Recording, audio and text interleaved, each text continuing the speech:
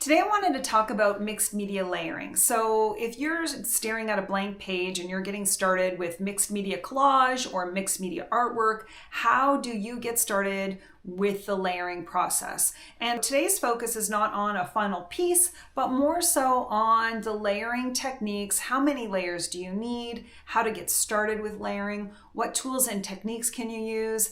I have some stencils that I'm going to show you, some different materials that you can use, and how to create some fun layers for your painting before you even start painting or before you start collaging on top of it. I'm going to flip the camera over and we are going to get started, and I hope you join me. This is a new camera that I'm using. I hope it's recording clearly. I'm going to get started with the gesso. That's always the first step, even though the pages on this are not shiny and it doesn't have a sheen to it. It's a matte finish. I probably don't really need Liquitex gesso, but I'm going to use it. I also reuse a lot of coffee mugs and things that I have on hand. I'm just putting the gesso into the top of this coffee lid.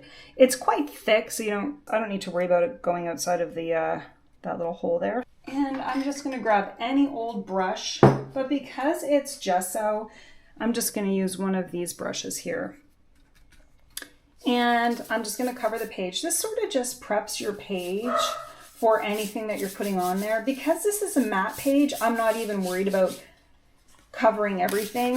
I don't necessarily like the picture of the fish, and I definitely know I'm going to cover all of it. I think sometimes it's nice to have the letters show through the writing. But anyway, it's messy, and that's fine. This is an art journal. It's supposed to be messy and fun. One of the other things you can do is have a blow dryer, like a hair dryer, to dry your gesso before you put on the next layer. But because I'm doing a video and I don't have a hair dryer on me, I'm just going to keep going. This is one of my all-time favorite colors, and this Liquitex acrylic basic paint is very affordable. It also is somewhat, it's clear almost. You can see through it. It's opaque. And I'm going to use the same brush. And I'm using an old book as well to put my paint on, just so you know. You can also use, you could go to the thrift store and get like cookie trays or muffin trays or whatever and put your paint in that. I used to do that too. But I love this old book. I use it all the time for painting and stuff.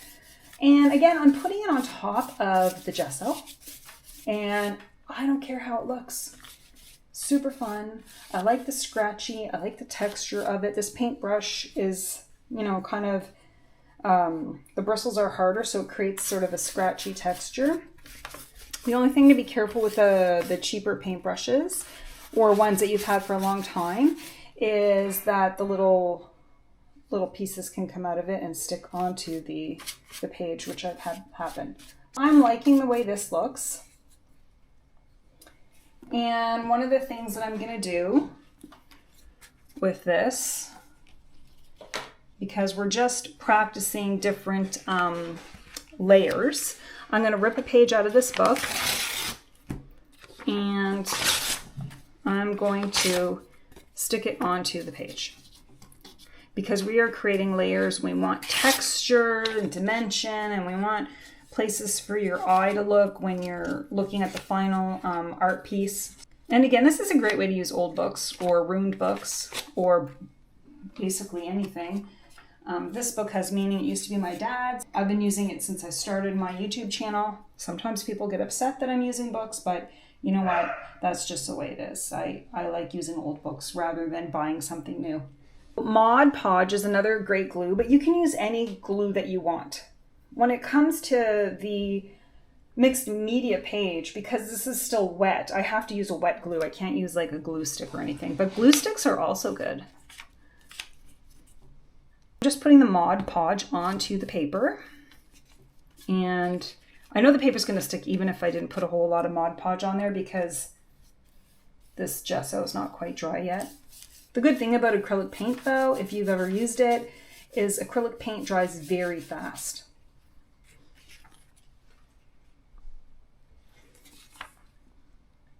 Again, adding more Mod Podge to these pieces of paper and just randomly, not even thinking about it, because I'm creating layers for the bottom part of this is going to be the underneath part of either a collage or a painting that I'm going to do on top of this. And I kind of like, I don't know if you could probably see this, how the pink goes onto the paper that I've put on there, just because it's not dry. I like that look. I really like the messy look. I'm also using, just so you know, if you've seen my other video, I paint coffee cups that I've used. So I'm using this coffee cup that I painted. I've added water in it. I'm using it to rinse out my paintbrushes. Just a fun way when you're creating art to use art that you have created as part of your supplies or tools. That's kind of fun for me. And I'll include a link to that video as well where I painted the coffee cup. The next thing I wanted to talk about, and I've not used letter stencils. Usually I write things out, but I really liked kind of the look of these stencils that I got. And surprisingly, I thought it was just one kind, but look, I'll show you. There's different words. Now I wouldn't use the per yard or per dozen. This is some kind of farmer's market stencil that I got, only because I like the letters and I thought I could use the letters in my artwork. I'm gonna take one of these stencils and I'm not gonna create any particular word because this whole thing is just supposed to peek in behind. I think I might just do some letters. The other thing when you're doing a mixed media page is make sure you pick colors you like. I'm not really a big fan of the color wheel. I'm more of a fan of choosing colors that I enjoy and maybe that go with the artwork that I'm creating. One of my favorite colors is, well, I really like this sort of lime green color, this apple green. I don't know, what is it called?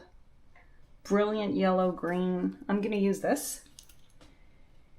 And I'm actually going to mix it with the gesso that I already have, because you can mix the gesso with the paint, and the gesso is more of a chalky texture, which is nice because then if you want to use pencil on top of it, you can. That's another reason why I like gesso. If I'm mixing it up with this paint, it makes this paint a little more chalky and less satiny. I don't know how this is going to work. Could be success, maybe not. I don't know.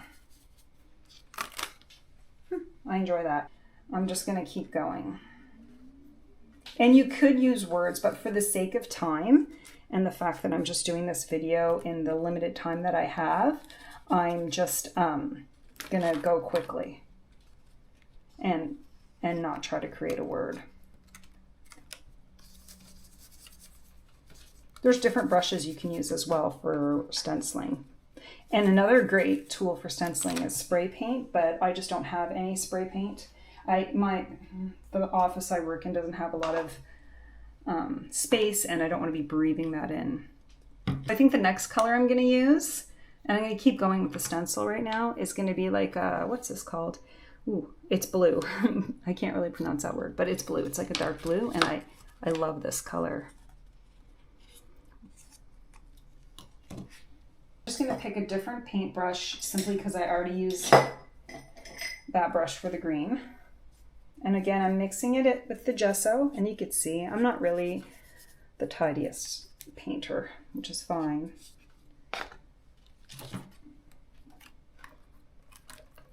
And I'm gonna see what I could do here.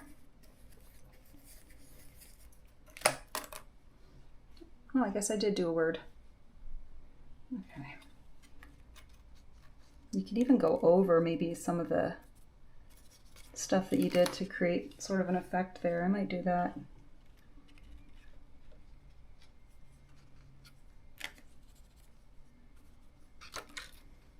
I kind of like the way that looks. You could see how the layering effect is happening with the gesso and the pink, and then adding some paper, adding some letters. I'm going to keep going.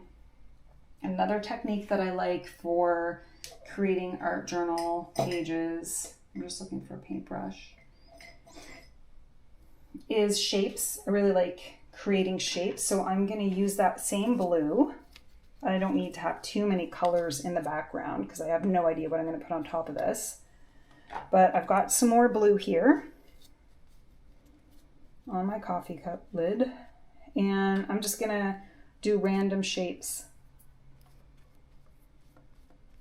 This is a great way to begin not only a mixed media page and creating letters, but it's also a great way to get started with an abstract piece if you wanted to do that. Shapes and filling in space and not thinking too much is also great. A lot of times I'll have my music going and just go with the flow.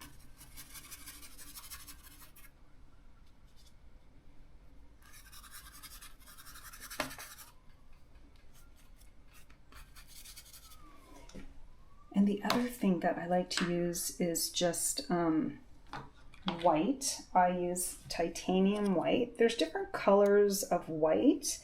If you have zinc white, I just want you to know that zinc white is more of an is really opaque. It's more of a mixing white to mix your different colors with. I like the solid white. So I am going to open that, and what I'm going to do with that is I'm just going to grab it on my fingers and create more shapes. And don't worry about making a mess because this is just another layer. And you don't need to concern yourself like that you made a mistake, because who cares, right? This is just a layer and you could paint over it, and it just helps you with your imagination and letting go.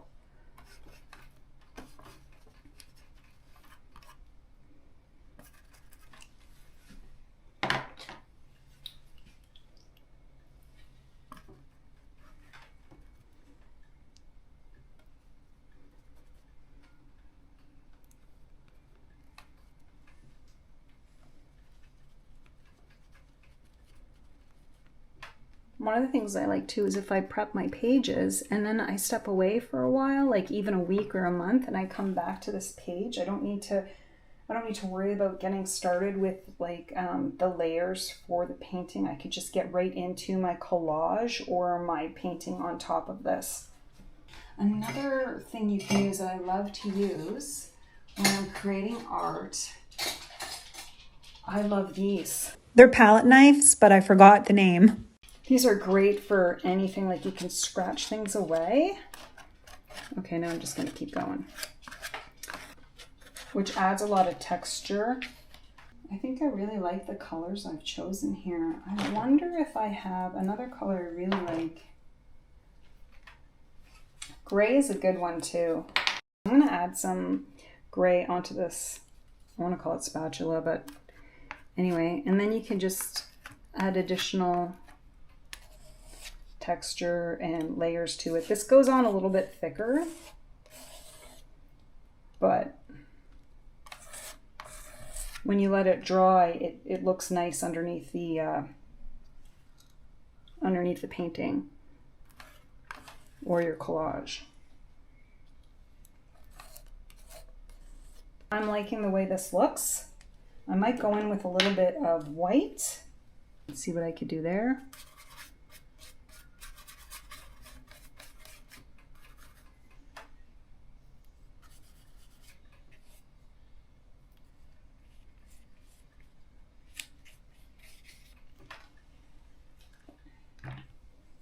And because I liked that no, I'm gonna go back over it. I really like the stencils.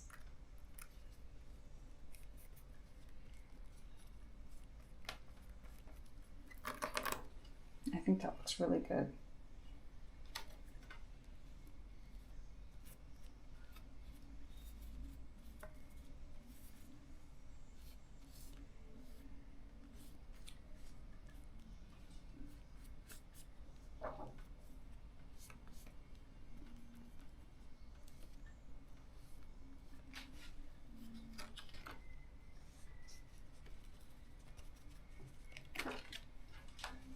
And I might do some more stencils, but using white paint. The good thing about doing layers and working in mixed media is, especially if you like a textured sort of messy look, is that you don't have to really worry a whole lot about being so tidy with your art or doing perfect art. You can play around. I like that. I think I'm going to stop here for today. I think that it's still quite wet and I have to let it dry before I even decide to continue on. But you can see the different techniques and ways you can add texture and dimension through layers on your mixed media art journal page. That's what I've done. I really like the way this looks. I really do enjoy the stencil, so I'm going to be adding that more often with the letters. Usually I have smaller stencils, but I actually really like the letters. It's almost fun, and I might include that in the end result of a piece of artwork that I do. This is what it looks like. I'd love to hear from you what techniques you're interested in learning, and if these different ideas I gave you are helpful. I hope you guys have a wonderful day. Thanks for watching.